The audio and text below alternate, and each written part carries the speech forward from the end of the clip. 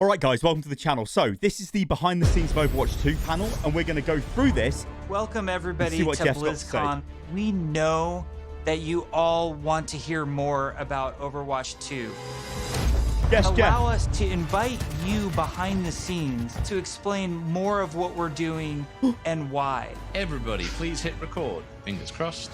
We lost Scott. It's off to a good start. This is going great.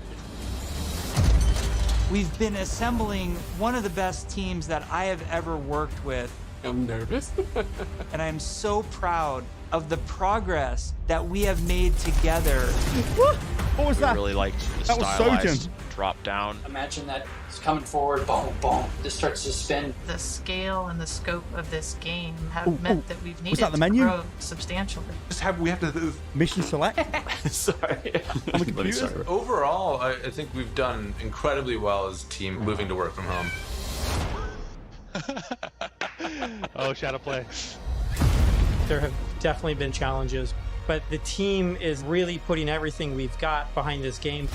To me, it's the next big step in the Overwatch universe. New heroes, game modes, major story beats. With I'm literally going to lose my mind if I see any new characters. Overwatch 2 as the Overwatch for all of my friends. You know, we're always inspired by what story and franchise development does with the animated shorts. We really wanted to bring that cinematic experience into the game. Hello? You can invest in your heroes and grow them over time. I'm What was super that geeked out talent tree? about Overwatch What was that 2. talent tree? I can't wait for people to play this game. It just gets better and better. There are some things that we just can't do without a sequel.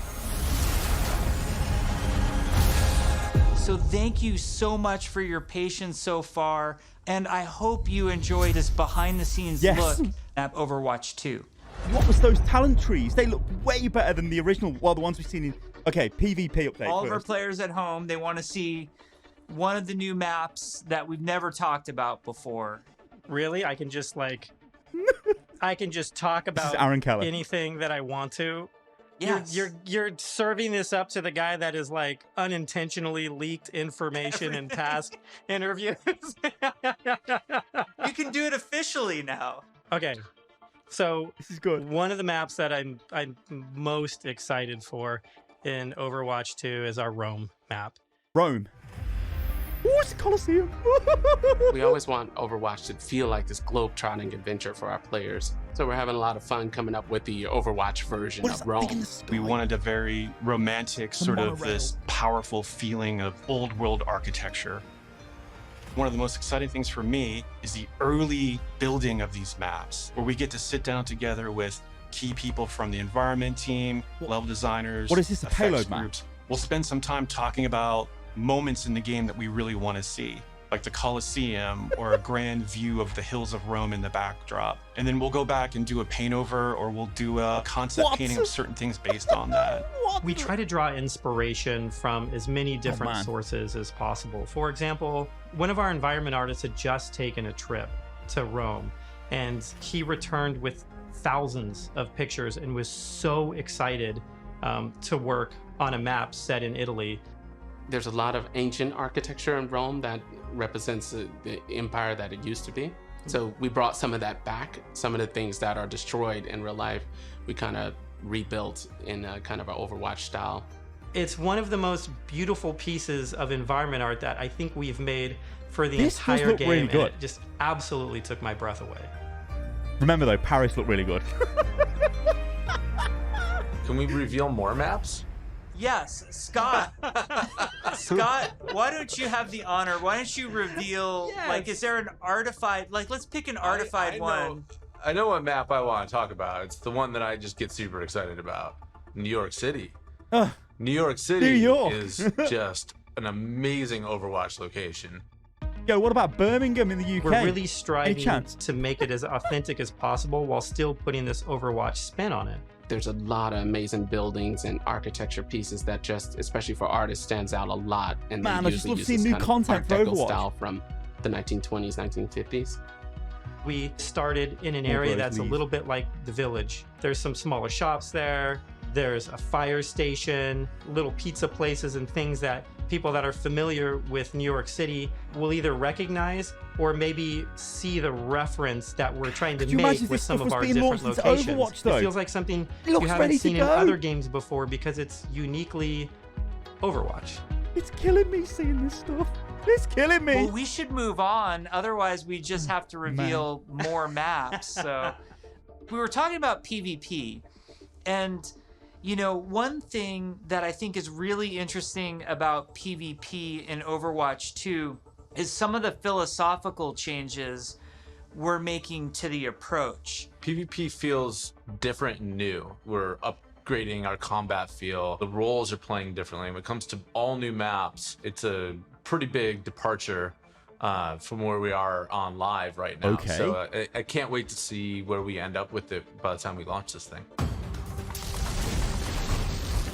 Right, what is We're going also on here? experimenting with the idea we call role passives, which are passive abilities that a hero can have based on what role they are. For example, currently in our internal builds, the tank heroes all have knockback reduction against them, and they also generate less ultimate charge for enemies that are shooting at them. Damage dealing heroes have a movement speed bonus, which is great for flanking around the map. And healing heroes, support heroes have automatic healing that kicks in after they haven't taken damage for a while, very similar to Mercy's passive, but a little bit of a lower rate. One of the more shocking changes that we've been exploring in Overwatch 2 PvP is a change to the tank role entirely. That's applied to all of the tanks. We want to try to make them more toe-to-toe brawlers and less characters that just stand back and protect other people. So, for example, for Reinhardt, we've given him 2 charges of fire strikes, so he can throw fire strikes a lot more aggressively and more often. Also, his charge, he's able to cancel it now, and you can steer it more aggressively, so you can, you know, not quite turn a corner, but you can definitely more accurately pin targets. And because you can cancel it, it allows you to use it much more aggressively and, you know, really go after those key targets without feeling like you're going to sacrifice, you know, all of your positioning, everything to get there. Holy he's hell! almost more terrifying now with this, to be able to unleash his full arsenal more often than kind of just being the guy with a shield. The changes to Reinhardt that we're trying, and they might not ship, that's just the reality, but the changes that we're trying right now are to try to embrace more of that instinct that players have when they want to play a big burly character that looks aggressive and feels like it should be aggressive.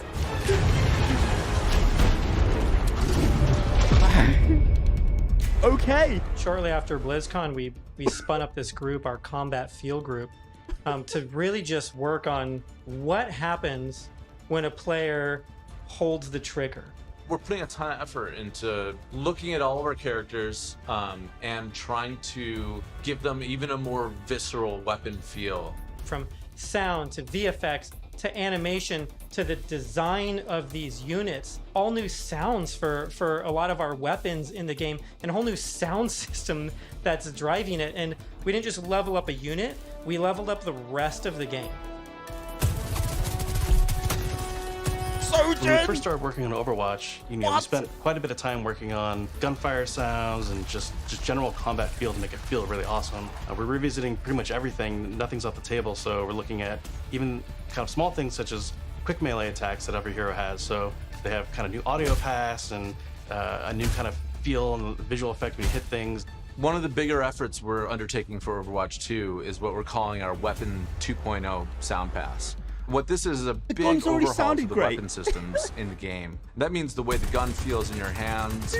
You could feel the ammo running out as you're getting lower on the clip. We've really tried to amplify those sounds to better encapsulate the gameplay and the gunplay that comes with Overwatch 2.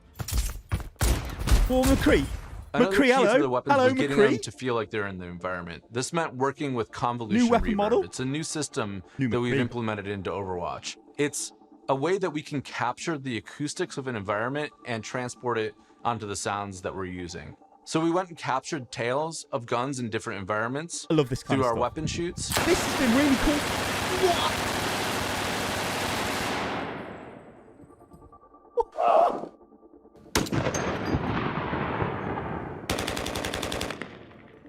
And then we've cut them and applied it so that we can support a lot more environments. Now we're supporting outdoor, urban outdoor, warehouse tales, tight tunnels, small rooms, And it gives a lot more presence to the weapons really and the way cool. that they react in the world. The shooter genre has evolved a lot since Overwatch 1 came out. On top of that, I think we really want to push the visceral nature of how we do combat. So we focused a lot, not just on the wonderful sound effects, but also with how the gun moves as you shoot. You know, so you can really feel every single shot leaving the chamber. And there's a lot of subtle little tweaks we have to do on the gameplay engineering side to make that feel really visceral.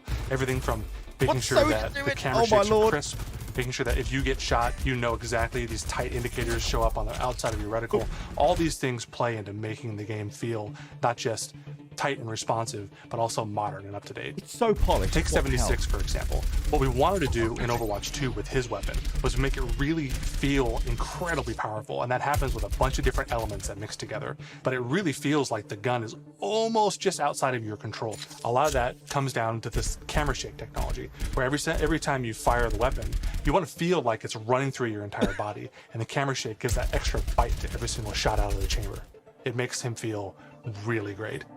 You guys got a sneak peek of Sojourn from last BlizzCon. She's been under development for quite a while, and she's actually quickly at this point become a lot of people's favorites in-house.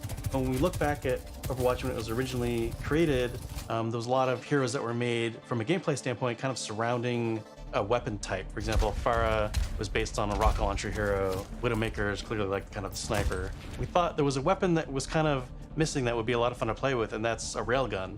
It's so much fun in the playtest to have this really powerful shot that can rip through enemies if you really are accurate with it. And she's all about that aim skill. So if you got that aim skill, you'll love her.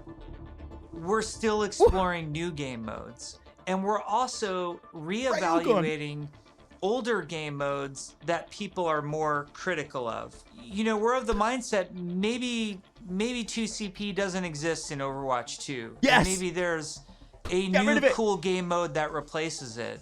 We really want Overwatch 2 to feel like the next evolution, a true sequel to the first game, not an add-on. It's not a small part. It's not an extension of the original game. This is an evolution and a replacement to the original game. And I think it's exciting.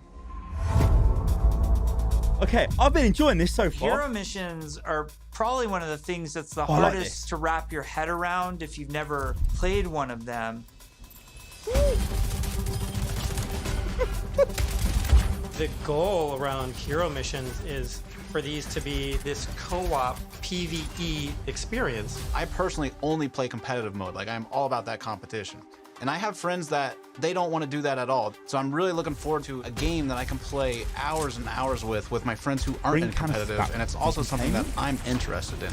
Hero missions are the content that people are playing as they are leveling up their heroes. And so for a system like this to really sing, you need a lot of missions. We don't want players to feel like they're just in this grind to get to the top. And there's a lot of really, really good back-end technology that we're exploring, so that the heroes are constantly bringing their personality and some light story to these hero missions as well. The goal is to make as many as possible, hundreds of hero missions. We've explored a lot of different ways of getting to that much content. So have like different sets of enemy units that people will be fighting against, and there's different hero mission types. At the same time, hero missions can take place in all of the multiplayer maps that we've done, and we're also adding new spaces onto some of these maps. It's a huge challenge for the art team. We take maps that a lot of people love and recognize, and we have to add a lot more art and level design to it. In this one hero mission playtest, we came up to an area in Kings Row that usually has a gate on it. Suddenly that gate opened, and I saw a new area of Kings Row that I had never seen before. You may be playing a payload game type. Yes. And the payload may decide to take this new route instead of going the usual route. That was really, really cool. It was like this eye-opening special moment. I like that. Oh, the weather stuff. Lan, our lead tech artist on the environment side, very early on her own free time, made a prototype of a sandstorm on the Temple of Anubis map. And at the time, we didn't know what we wanted to do with that, but it looked awesome. We looked at it and went, oh my God, we absolutely have to do this. So we put some new technology in place that allows us to do this dynamically. You start the mission off, clear day. Midway through the mission, suddenly this sandstorm or heavy weather would show up. It made the world just feel so much more alive. There's a sunset, daytime, nighttime, but depending on where you are in the world, these look different. California or Hollywood would have what we call a California sun. In New Bonny, there's a great African sun that happens there. You start to get a sense of space and mood. This is what really brings the levels to life. For me, the dynamic world's exciting. Just seeing these dramatic landscapes, the wind and the atmosphere blowing by. It's a much more cinematic experience for the player. Before you start a mission, you look at a map. It's nighttime in Necropolis, or there's a sandstorm in Necropolis. Players can make some comp choices based on knowing this information. Characters like Hanzo or Widowmaker start to be a little more valuable because they have abilities that allow them to see through the sand more clearly. That's pretty cool. Are we going to talk about any of the types of objectives in hero missions? Yeah, let's talk about the objectives. Players are being asked to do different things from one hero mission to the next so that they all feel really fresh to the player. For example, we have Gather and Return, where you're trying to go and grab these different canisters to kind of safeguard them so they don't go off and affect the population in a negative way. It creates this really cool tension in the world where on the one hand, you're trying to split up and go grab all these canisters to be as efficient as possible. But at the same time, now you're having these sort of special enemy units spawn that are really difficult. And if you kind of get caught by yourself, it turns into a pretty bad situation really quickly. And it feels extremely cooperative and like a very different way to interact with the Overwatch universe. We're experimenting with all sorts of ideas, and just internally we have names like Wall of Death, Scavenger Hunt, and Kill Quest, and all these new mechanics and enemies for people to experience. Players will be able to jump in night after night, play different hero missions, and then work through the progression system, leveling up their heroes. Yeah, show us the progression system. Because, like, why would we do this? What's the reward? We need to see the reward. At BlizzCon in 2019, we started to talk about progression, and we showed the very early version of our talent system, which I think was really cool. We had that one talent where like Meg became the rolling snowball, which was a big hit. We've really blown that system out. I'm real excited about talents. You can play the same hero in so many different ways. Now with the skill tree, you can have fun every night doing different things and kind of experimenting. Yeah, the talent system is like really deep and rich, and every single hero has different trees. You might open up 76's tree, and as you're leveling and picking new talents, you're starting to feel your hero change. We've had some pretty hilarious versions of the healing one where his biotic field travels with him. It also repulses enemies. We called it the snowplow build, where 76 is like running through spaces, pushing enemies away from them. Designing these is super fun because it's like we get to break all the rules that we've sort of established for ourselves, and we get to really take the gloves off and do crazy things like Junkrat can dual-wield grenade launchers, and we've had Mercy be able to area effect res their whole team at once at super long range through walls. It's been a ton of fun, kind of like mad scientists making all this stuff. You're all used to using these kind of kinetic weapons like Soldier 76's rifle or fire attack like what Reinhardt's Flame Strike does. As soon as you start to mutate these things with talents, all of a sudden maybe you're doing freeze damage or electrical damage. But it gives the animators a bunch of crazy opportunities. You know, the animations are going to change to show them freezing and shattering.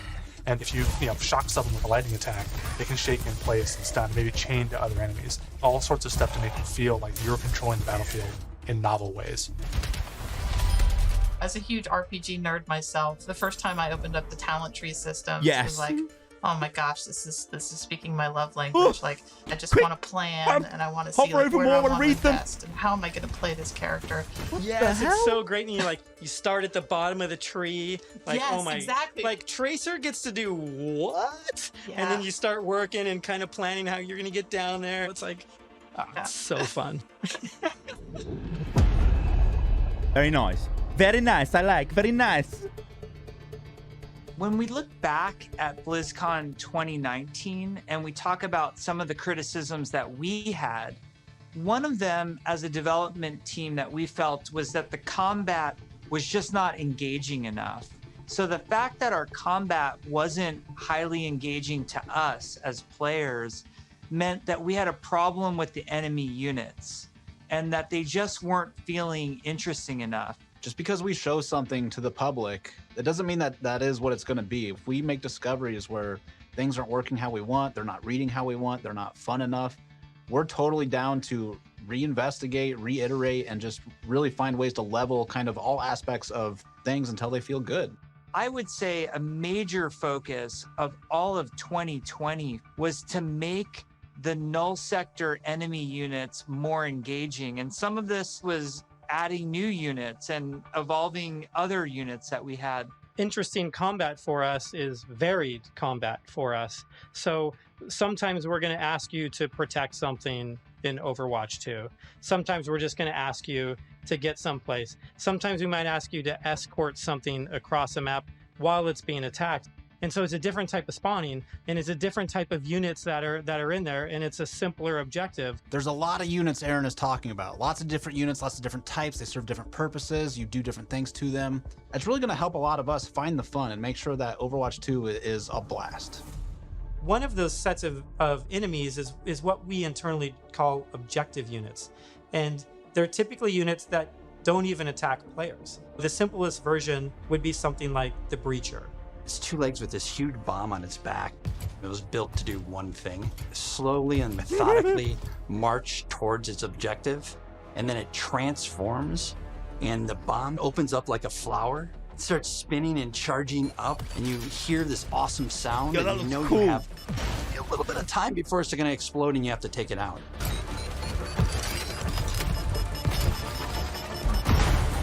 We have units like the slicers, which you guys have seen before. They're little, we call them the chickens. They just come through the little wall? chicken snares. They run really fast.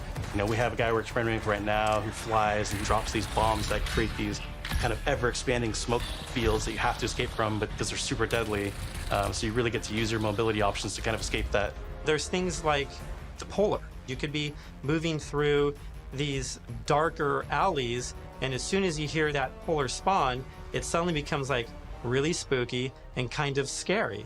This very tall, elegant-looking character that's blindfolded, 3 orbs that circle around her as her eyes, and we basically spun those orbs around her head as a big tell, launched them at the player, and then it activates this tractor beam, and it's bringing you in, and then you get this awesome like anticipation of the hair opening up so you know what's about to happen. Oh, God. One thing we've just recently been experimenting with is this idea of elite units. We didn't want the elite units to feel like they're just, oh, this guy's got double health and double damage. We want to make sure the elite units feel like they have different behaviors and have different attacks. So, for example, an Omnic Grunt, normally he fires his gun, he dies pretty simply. If you fight elite grunts, his weapon fires in a burst fire pattern. It's very deadly if you're close. And if you manage to take them out, they don't just die right away. They instead can crawl on the ground towards you, and you try to back away. That looks cool. If they get to you, they can explode. Artillery at BlizzCon, we're all just staring at this, and we're like, what are we going to do to level this up? One of the things we really felt wasn't coming through was the damage states. We intend for players to shoot these guns off, but currently it's not reading as something that can happen in the game easily. We changed the design, we changed the animation, and we go back and forth and just continually iterate.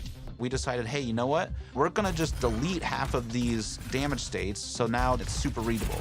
From an animation standpoint, we decided on spinning barrel version. Just did this really nice kickback. Ooh. The tip of the barrel opens up when it's about to fire and shifts into place, and boom! Very nice.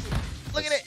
Really amazing to be fighting an artillery unit, and you can see the guns on the side, and as you're shooting the guns, they're actually visibly taking damage, and then you can blow them off, and it reacts and kind of stumbles to the side, and really makes you feel like It's you're like there. Ed 9. In a lot of the stuff we've showed so far, you're fighting null sector. These are evil killing machines intent on marching you down. The way you're going to stop them is by shooting them, and we want to make sure that feels responsive and visceral. Really making sure that when they take a hit, it feels like their whole body has been punched, almost like hit by a truck. That's what really sells this fantasy that you're playing these superheroes. One of the cool pieces of technology that we created was what we call chain hit reactions. Oftentimes you'll find null sector bunched up, marching maybe a half a dozen units abreast. You expect if you shoot one, they're gonna knock into their buddies. So we make that happen. Turns out it's really fun too.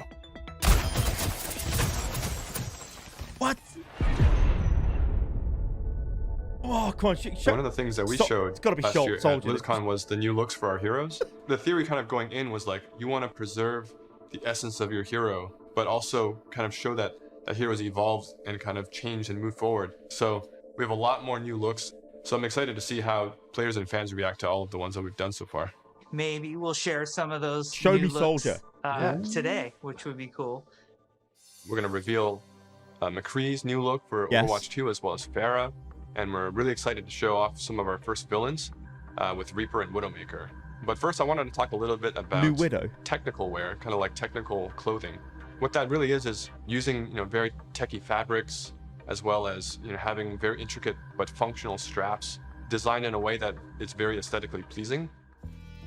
With McCree, we took a couple of different approaches. He's got this classic cowboy look that it's really hard to mess with, because if you try to make him too sophisticated or too techie, it might not feel right for the character. But Yeah. as a concept artist, you always want to change things His around, gun try looks different good, though. shapes and silhouettes. So we did identify as Red Serape as the main thing for McCree.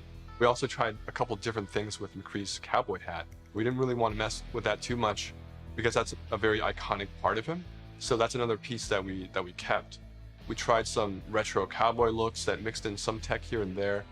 Some that were a little bit more techie than others, some that were a little bit more classic cowboy. We gave him a little bit of a longer beard, and it really gives him a nice kind of like a more aged look.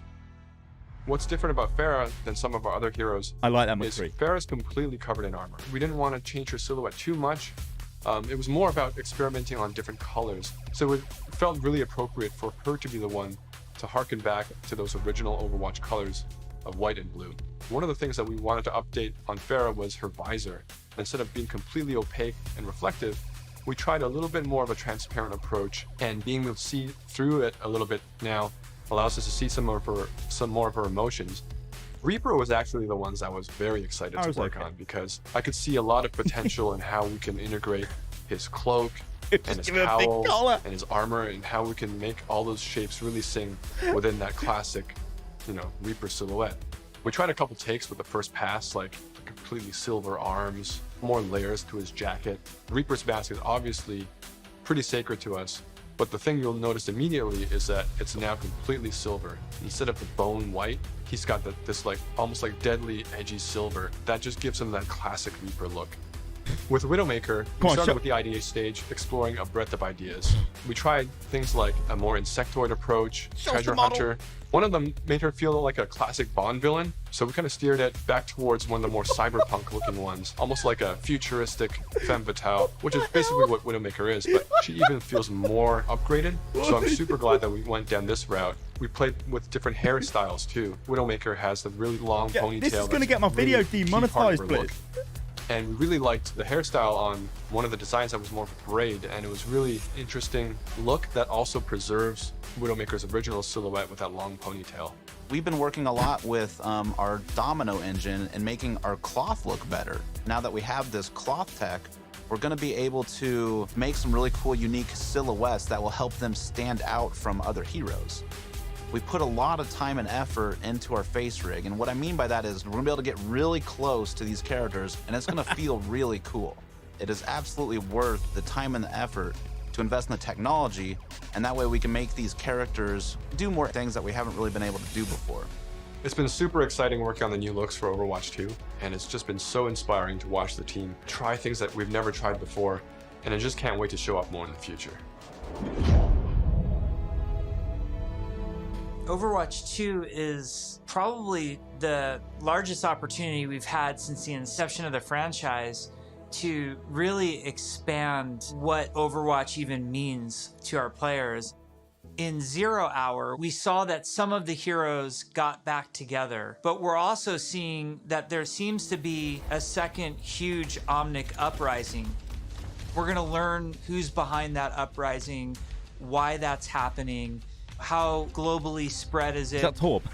The story and franchise development group, they were really the torchbearers of what the big story is that we were going to tell for this game.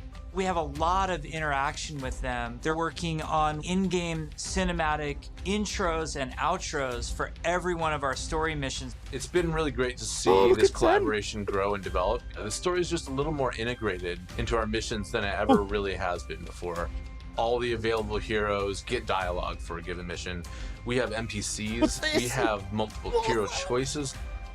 We have all sorts of events that are happening that are driving players to interact with each other or parts of the environment or other characters. The world of Overwatch is this bright, shiny future. So how do you take that bright, shiny future and create conflict in it? How dark can the world of Overwatch go? The different challenges that these characters are going to have to overcome in Overwatch 2 are things that they haven't ever dealt with before or dealt with on this scale. So what we had to do was literally strip it down to those bare bones of where are these characters in their lives. Overwatch has been disbanded, and now there's a situation where the world's in trouble again, and the world needs the heroes again, but they're not allowed to be doing what they were supposed to be doing.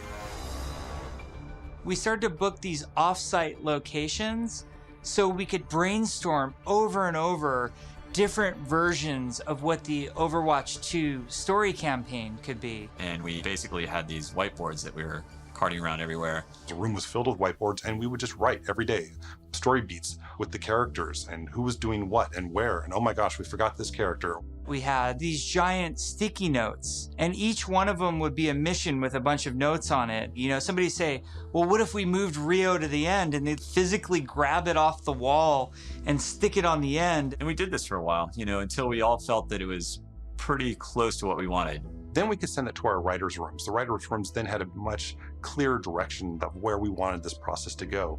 Ultimately, we come up with something that we think is right for the game, and then we pitch it back to the game team, and they point out everything that we missed. And that allows us to actually back up and go and make it right and make it better. Because the scale of this story is so huge, it takes place over the whole world, basically. It just requires a constant iteration, constant refinement to make the story as best as we can make it. From writing, we go to storyboards. The storyboards get crafted with the edit. From there, it'll go to a previs department where they'll start to flesh it out in 3D. Once we've kind of figured out our camera work and our cinematography, that'll then go to the animation department. And then we end up going right into the game engine. I'm loving it. The Genji lore with Zed. One of our challenges was to figure out how to integrate this story and this narrative with the gameplay. So if the intro cinematic ends with this huge battle, this huge war, when you get into the game, it has to mesh and feel the exact same way and blend together. We really are also trying to get the music to be equally as consistent from in-game cinematics straight through to the mission. Adam Burgess, our lead composer, has been working with the IGC team, with the game team, developing themes for all of the heroes, all of the locations. As the cinematic director, whatever we're crafting should never override the gameplay. We want to make sure that the player's experience going from the cinematic to the gameplay is seamless and it feels like a completely immersive experience. I want this railgun. The engineers, we have to find a way to actually make that come to fruition. The choreo tool is a tool that allows people to coordinate different events to happen at the same time. Like in Rio, if you played our demo, one of the buildings explodes. And so that kind of event needs to happen as you're running by, and you need to have it timed, because if it blows up too early, then you don't see it. It allows story moments in missions that interact with the environment, that interact with our characters. The new tech, the new abilities that we have now are allowing us to push our storytelling farther than we could have previously. What's also really powerful about choreo is that, you know, if somebody has an idea, they can mock things up really quickly. We got to show the Widowmaker making this awesome introduction. And Casey was able to quickly put a really rough prototype in choreo. And Philip would come in and on the fly, he's making quick changes. They play tested something that would normally take weeks. It was done in like a matter of days. It looks amazing. He's trying to kill poor Zen. Each story mission has its own custom map built for it. And these maps are absolutely gigantic. India is one of our biggest maps, and it's a fun map because it has a few story beats that we've taken from recent comics and from the characters in the Symmetra. game. We've written a history for each city so that the cities feel lived in. And I think that informs the artists so that they know like what it is that the city has been through. Gothenburg was our chance to show Torbjorn's workshop. We created a space that kind of fits his height. So there's, step ladders and scalable Yo, tables. this is cool. We designed the space as if we were a Torb, Molten steel is pouring out of walls. It's pretty epic when you walk into it. Toronto is under siege by Null Sector when the players arrive here. There's a dynamic snowstorm. So as you make your way through the level, the snow is slowly building up. Suddenly by the end, the characters are caught in this gigantic snowstorm and they must fight their way through. In Overwatch 2, we want to give you choice to be able to play this character or that character. So we're designing a lot of systems around how their relationships develop over the course of the story missions in the campaign.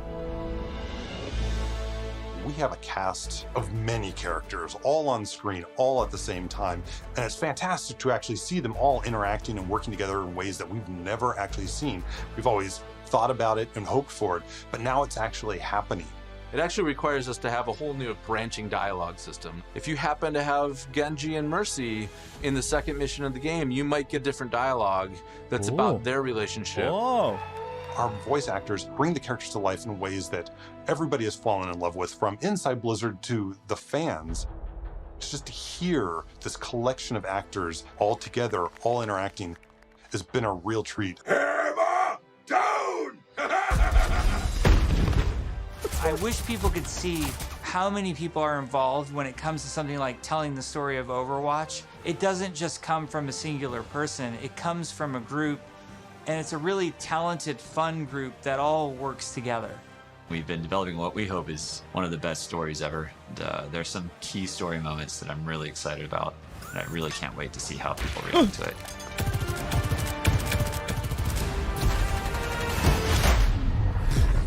What the hell? When's it coming out, We've been Blizz? talking about the game, about this universe. I know you all love it so much. Right now, we can sit down and have a night of Overwatch 2 and have it be a really fun experience. And I think we need some more time till we can say it's perfectly polished in the way that we want it. We've made such incredible strides since we first announced this and showed it to the community at Blizzcon in 2019. The thing that I'm most excited about is that moment when we hand the game over to the players. We want to create something that really moves people, really touches people. That's why we do it. We create the game because we want it to become part of your life and for you to experience it.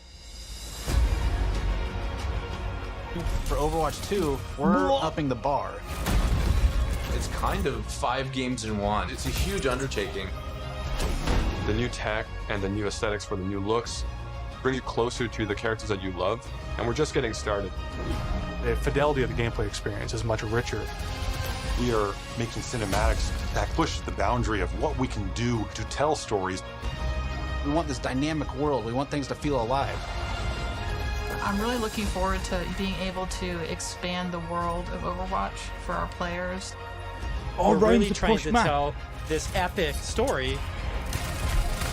In order to make a game great, it takes time, energy, collaboration. We have just an incredibly professional team of designers and artists and engineers. We just love bringing this world to you guys. So many cool characters. It's just a blast working on it. Our goal is for Overwatch 2 to be the worthy successor to the first game, to be the next evolution, and to be a true sequel. We have big plans. So thank you for sticking with us. We're gonna cross the finish line, and I know it's gonna be awesome. I hope people just end up loving playing it over and over. That's what we want to try and capture. I'm jumping in, I'm playing. Let's go be heroes.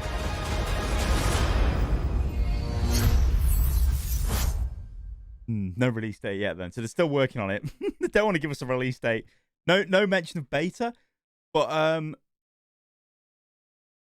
wow. Wow. I am really excited for that. That looked really good to me, guys. Holy hell. Okay, wow. All right, let's pause this. Wow. I want you guys to let me know what you think about all of this in the comments below. I'm probably going to go back and break down everything we've seen, especially for the talents and stuff, just to go into massive detail. But wow, that is Overwatch behind the scenes, and it actually looks really big. It looks good. That looks really good to me. Good God. All right, guys. I'll catch you lovely on the next one. I best go and upload this video. Woohoo!